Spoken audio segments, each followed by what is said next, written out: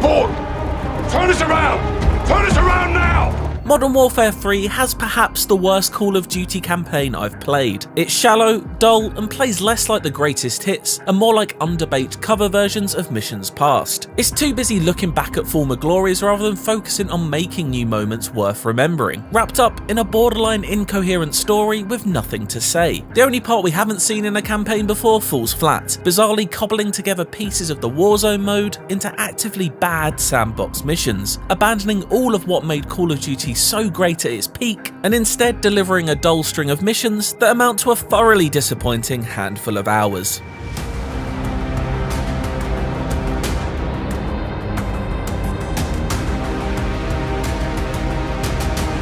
Sledgehammer Games' big new addition this time around is the introduction of open combat missions, which make up half of the story's chapters. They're multi-objective arenas that aim to let you tackle tasks in any order and by whatever method suits your playstyle best. Unfortunately, they're symptomatic of Modern Warfare 3's flawed approach as a whole, opting for a thin veil of openness and choice over Call of Duty's once trademarked blockbuster storytelling. They rarely feel curated or authored, but instead are just spaces you're dropped into and basically told to make your own fun. This sandbox approach doesn't fit what I'm looking for in a Call of Duty single-player story at all, and feels at odds with what made the original Modern Warfare trilogy the height of cinematic shooters. More than ever, this year's campaign bears an uncomfortable resemblance to its multiplayer companion, as Warzone and DMZ's open-world approach bleeds further into the level design to its detriment.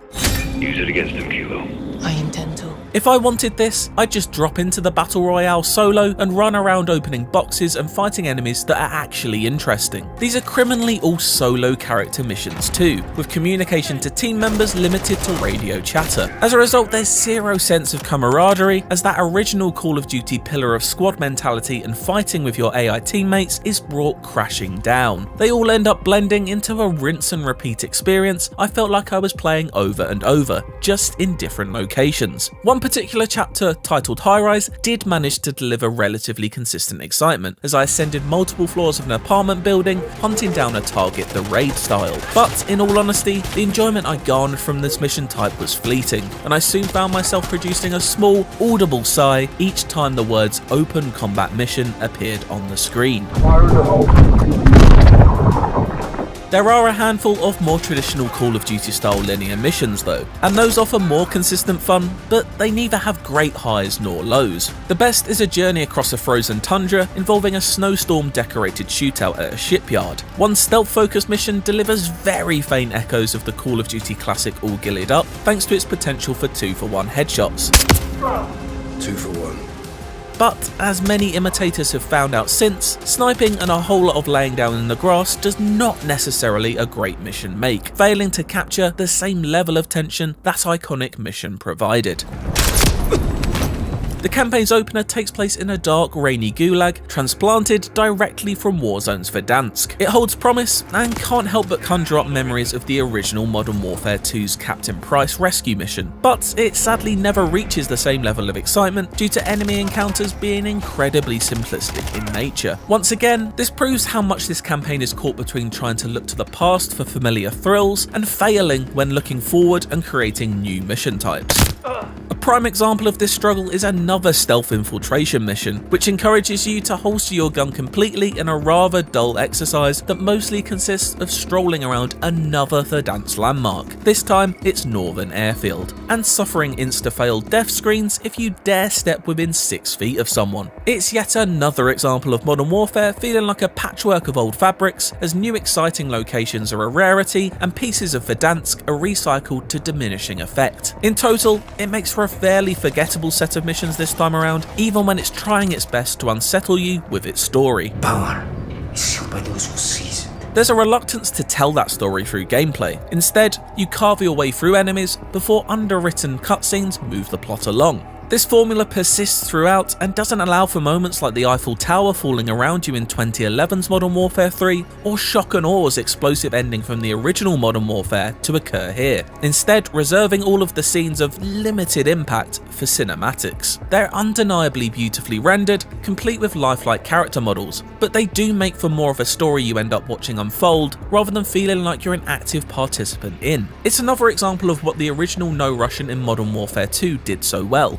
putting you at the center of its atrocities, but instead you're often kept at arm's length here, resulting in an emotionally distant experience. That being said, a similar trick is played here, with this version's take on No Russian placing you once again amid a horrific terrorist incident. It's an arresting event that at least tries to put you in the shoes of a hero, albeit with a predictable tragic outcome looming. Of course, context is important. When I first saw Clean House from 2019's Modern Warfare isolated from the rest of that campaign, I found it jarring, but within the context of that story as a whole, it's clear to see it's one of the most effective missions in the series. The same could be said for the original No Russian from 2009, an undoubtedly harrowing level, but one of Call of Duty's more impactful from a storytelling perspective. But where No Russian was effective as a catalyst for a great story, this year's take on it ultimately ends up being fairly inconsequential in the grand scheme of the plot. It just feels like it's there for the sake of it. Its only achievement is to let you know that Makarov is a bad person, as if that nail hadn't been hit on the head enough times already. It attempts to say nothing further than terrorism is bad, as innocent lives fuel yet another conflict.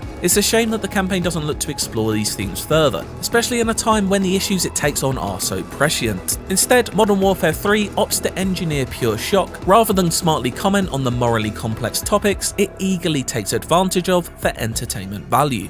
Our missiles were meant to be a deterrent. Peace through strength.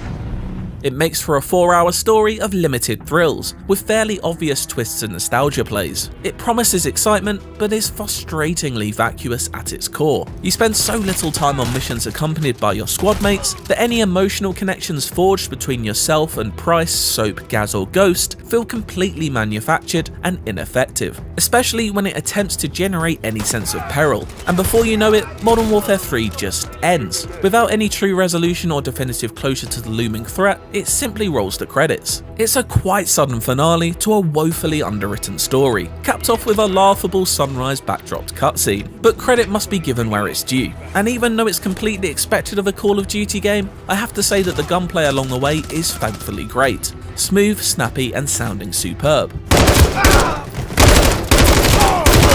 The fizz and eventual clunk of each bullet as they reach their destination is fantastic. Those destinations though are likely the endless waves of cannon fodder being thrown your way. Enemy AI, seemingly betrayed by the shift from linear to more sandbox styled areas, often appears dumb as bricks as they run out of cover with abandon and into the deadly arms of gunfire like it's a long lost friend.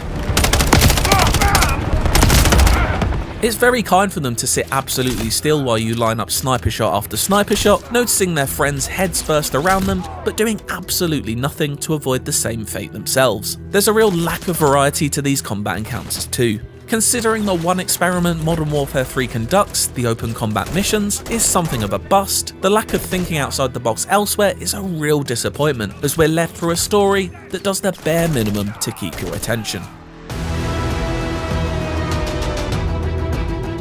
Modern Warfare 3's campaign commits the biggest sin possible for a globe-trotting action thriller. It's boring. What had the promise to be an intriguingly spun web of mystery instead ends up being a dusty cobweb you'd find at the back of your shed, clinging on to 15-year-old garden toys you once had fun with. It's a pale imitation of the past, made up of underbaked story moments that clash with attempts to introduce new open combat missions designed to encourage player freedom that instead fall flat on their face. Yes, the gunplay is still great, and the graphics and sound design are top tier, but I couldn't help but feel I was playing a shinier, less subtle version of something I've played too many times before. If this is the quality we've come to expect from Call of Duty campaigns, maybe it's for the best if a year or two is taken to reset and raise this low bar back to the heights of old. For more Call of Duty, why not check out our video on how Call of Duty reinvented the first-person shooter, or our Art of the Level video on the iconic No Russian mission.